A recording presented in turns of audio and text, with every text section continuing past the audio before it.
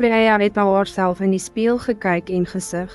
Haar vel het dof en moeg gevoel, selfs nadat sy 8 volle ure geslaap het.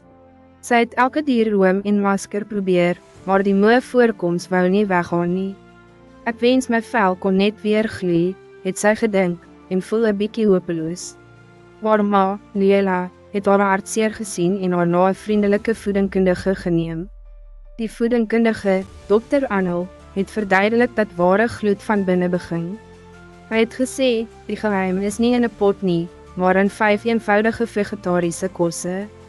Eerstens, spinasie, dit is propvol helpers wat die vel herstel. Tweedens, avocados, wat goeie vette het om die vel sag te hou. Derdens, okkerneute, klein kragstasies wat rooiheid beveg. Vierdens, patats, sweet potatoes, wat jou vel teen die son beskerm. Laastens, bessies, soos aardbeie en bloubessies, vol met antioksidante, spesiale helpers wat jou liggaam se selle teen skade beskerm. Preya het begin om hierdie 5 items by haar daaglikse maaltye te voeg. Sy het skyfies vir okkerneute verruil en haar dag begin met 'n spinasie en bessie smoothie.